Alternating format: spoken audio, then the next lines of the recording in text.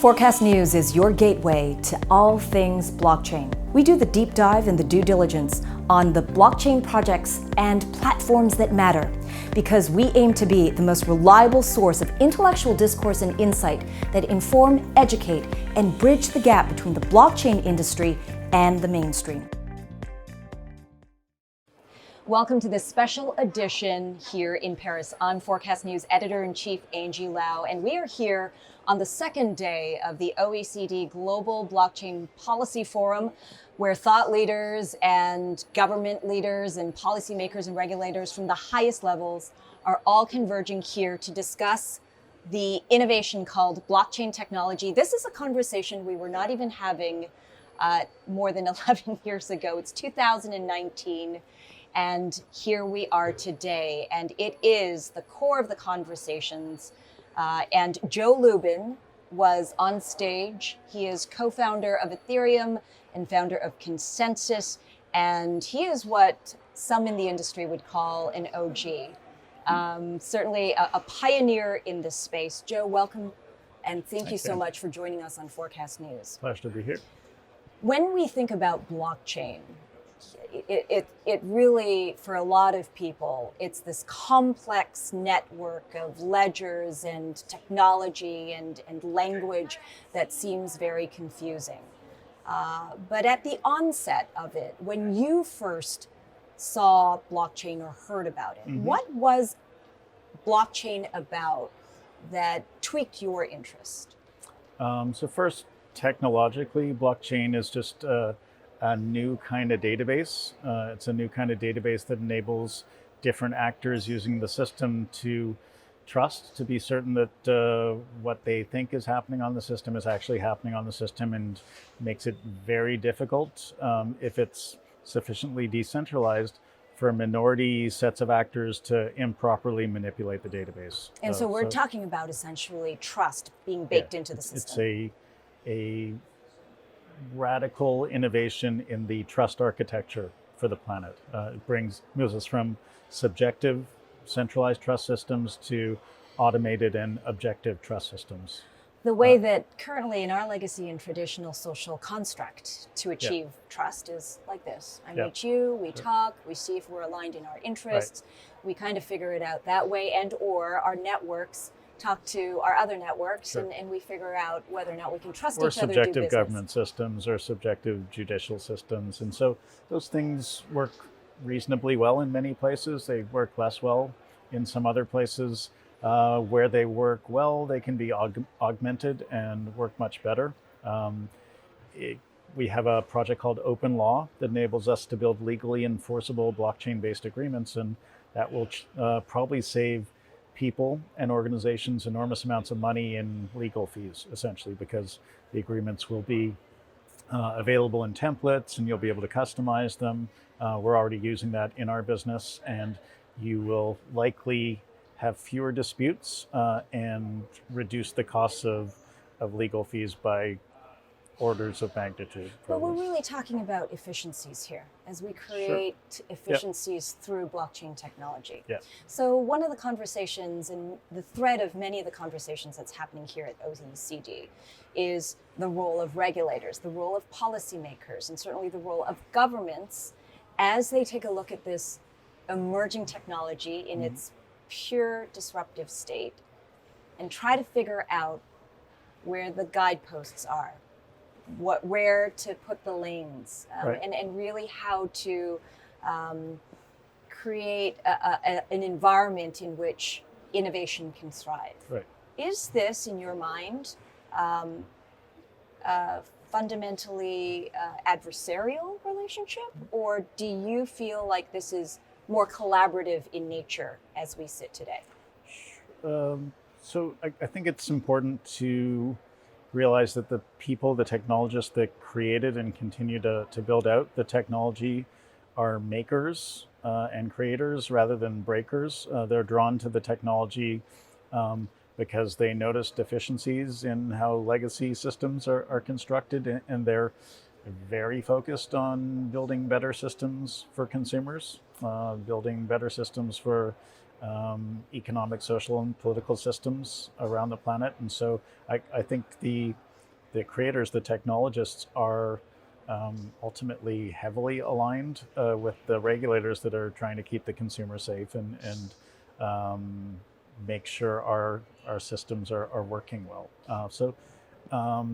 There is this innovation, this disruption, and it's going to be a massive sea change in how we architect systems on the planet. And so it's hard to understand how new ways of doing things will fit in certain rules. And it's hard right now to understand how they will enable the evolution of the laws and regulations that we operate under. And so that's going to be a discussion, probably years and possibly decades, that different jurisdictions have to have about how this technology maps into how they want their societies to operate. Because technology is changing the rules. Sure, always has. And it's changing the rules of business as well. Yeah, absolutely. How is it changing the business logic of the startup companies that you've invested in at ConsenSys? You've invested tens of millions across projects that affect almost every industry. Mm-hmm. In terms of the potential of the technology as you see it, sure. How is it changing the business logic fundamentally, period? So the first thing to understand is that there is a new trust infrastructure for the planet. It's a baby trust system. It's incipient, but it's going to be the foundational trust system for the planet. So automated objective trust. Once you have that sort of platform, and you need a maximally decentralized protocol architecture to get the trust characteristic. Once you have that in place, you can have groups collaborate, coordinate much better because they're trusting that no minority set of actors can improperly manipulate the system.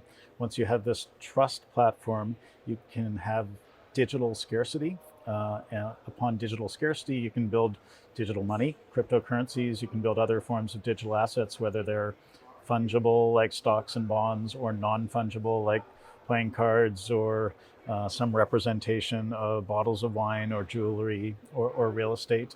And so the foundational constructs of our society are moving into natively digital form. Mm-hmm. So we've been living analog lives for millennia. Yes.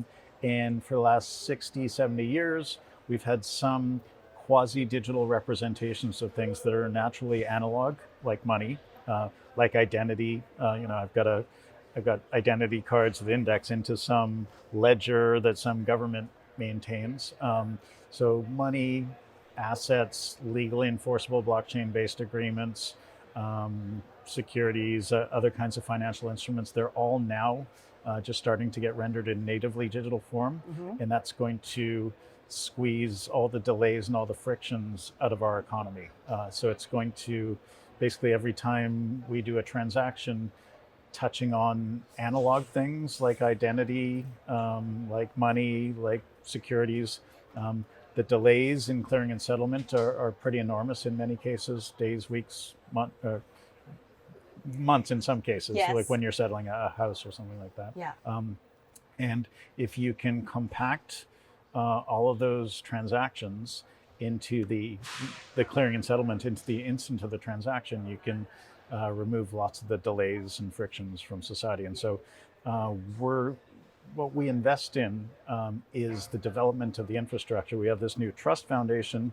We have this decentralized finance or open finance revolution happening mostly on Ethereum right now, where we're building the financial plumbing, the decentralized financial plumbing, lending, payments, other sorts of instruments, essentially in trustless form, so that this financial plumbing layer will enable us to build out different verticals of the emerging decentralized economy. You're one of the founders of Ethereum. It's based in Switzerland. There's a direct... It's based on planet Earth. It's based on planet Earth, but a nod to the environment that exists there. But, at the end of the day, technologists and developers aren't necessarily tied to any specific policy or any specific rules and regulations. It's almost Of course like, they are.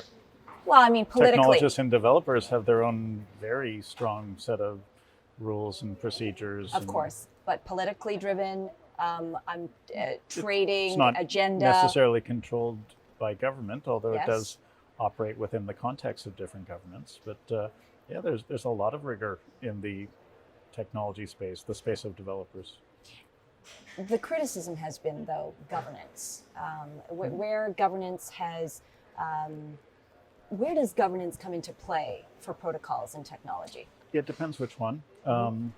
Bitcoin would claim that it really has no governance, and that's its strength.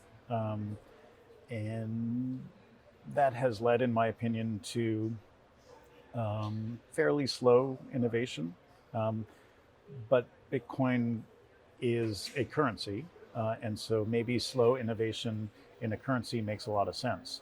Ethereum has a crypto fuel, which some people consider a cryptocurrency, called Ether, which powers transactions on the system, enables people to pay for storage of data. But it isn't a cryptocurrency. Ethereum is a platform for decentralized applications. It's a software platform. So it really needs to be agile. It needs to evolve. And so it needs people figuring out what the next important thing to do is and implementing that as quickly as possible. But there's no doubt that the price of Ether is fundamentally what drives the initiatives and the innovation that you're actually investing in at ConsenSys, that you're investing in. So the price of projects. Ether is important for the security of the network, and it's absolutely important to draw talent into our ecosystem. So that is true. You were talking about governance. I assume you mean of the Ethereum platform and other platforms. Yes. Ethereum has really quite decentralized governance. It's an open source system, so anybody can inspect the code, anybody can fork the code, anybody can even fork the running system. If people disagree with how the system is operating, with some of the principles of the system with respect to immutability, for instance, if somebody has a different definition of how immutable a system should be, they can fork the running protocol, and essentially two systems nearly identical go off in their own different directions, or they can fork the code base. And so we always relied on that characteristic to keep the core team honest. So if you know that people can just take your system and do something that they think is better with it, then you're going to try to form more consensus in the community around what it should be. That does get really murky and in the weeds for a lot of people. Yeah, it's complicated. There are many different classes of actors in the Ethereum ecosystem and in blockchain ecosystems. We have the core developers, we have companies with lots of developers, independent developers, nobody pays them, but they contribute anyway. We have exchanges, we have the miners or the validators of the transactions, we have government regulators, and so it's a complex discussion, but it's still moving forward incredibly rapidly, even with this.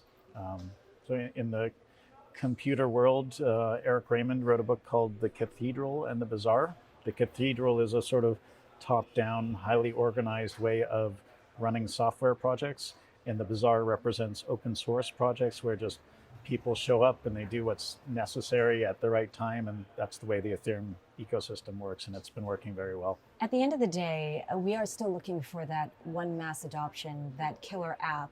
People still talking about what is that proof of concept that will draw businesses and enterprises in. I think a recent study at the World Economic Forum showed that 57% of businesses that were surveyed are interested in applying blockchain innovation. Mm-hmm. But the one thing that holds a lot of people back is, well, how do we actually use it and ensure that it actually works for us? We talk about efficiencies, we talk about creating and unleashing all of these fantastic things as a result, but is it actually working? And what's your assessment? Sure, it's working remarkably well. Instead of a killer app, let's call it a killer paradigm shift for the planet. We're introducing a new trust infrastructure. We're introducing a new open financial system for the planet. And so the first killer app is blockchain. It's being used everywhere. It's a new database technology. The second killer app was cryptocurrency. It's making the lives of many people in many countries much better. It's enabling cross-border transactions. So it's a pretty sizable, thriving economy. Another killer app was the ability to raise money.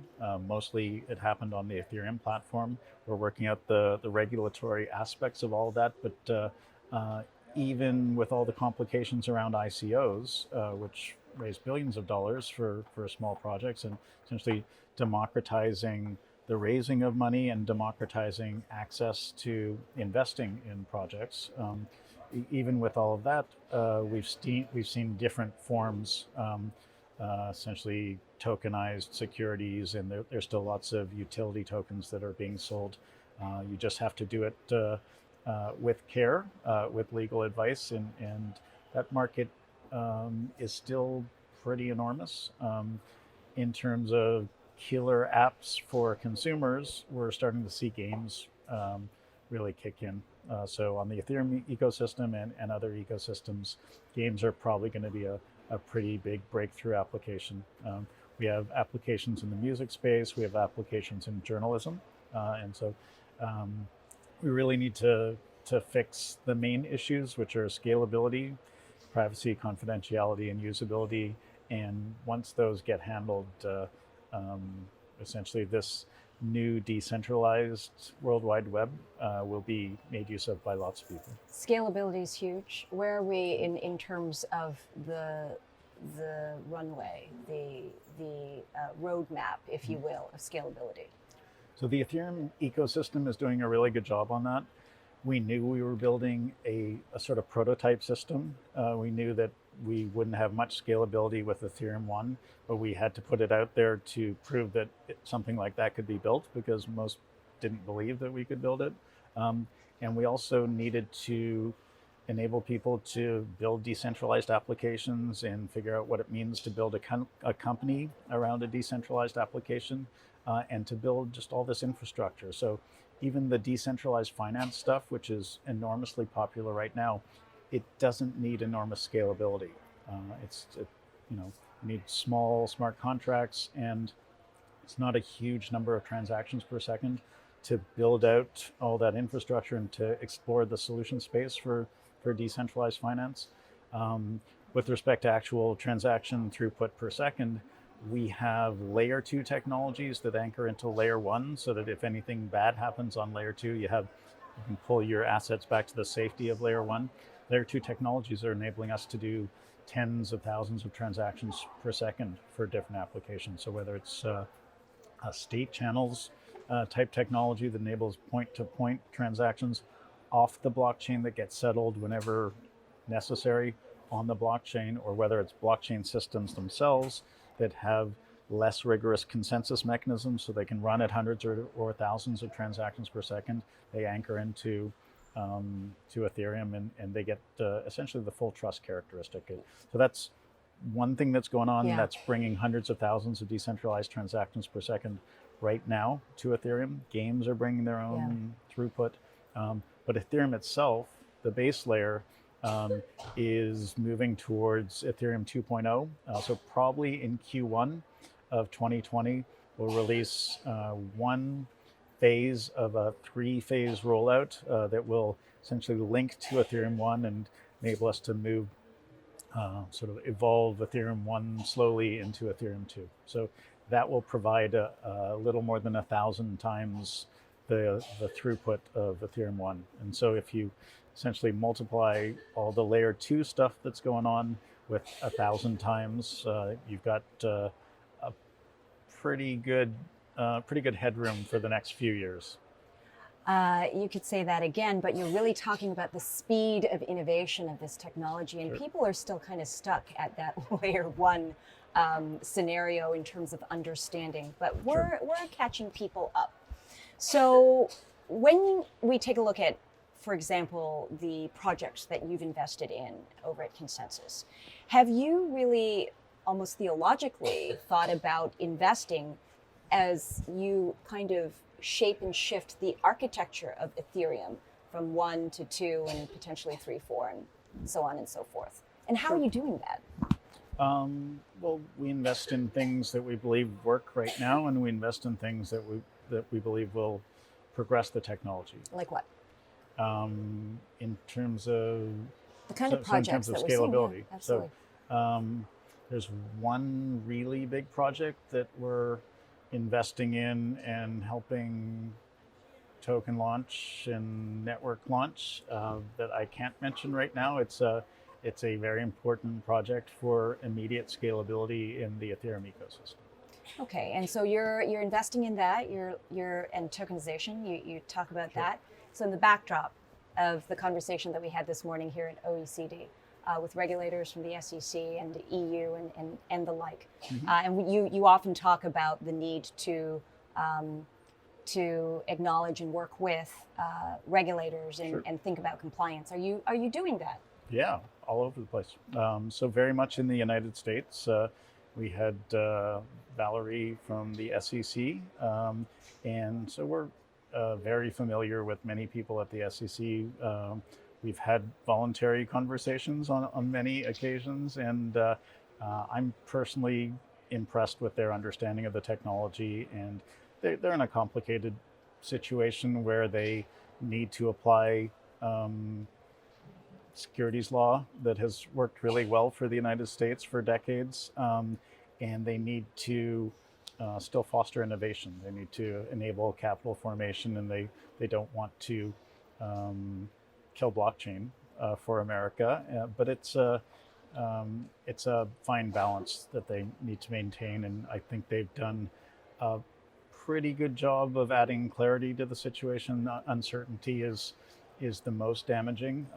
I think we still need to move forward with that, but essentially at ConsenSys and even at Ethereum, we believe we had clarity, decent amount of clarity with the help of our legal advisors and our own legal staff for doing utility token launches and tokenized security launches. So we believe that we understood what we could do all the way through, and so far that's panned out.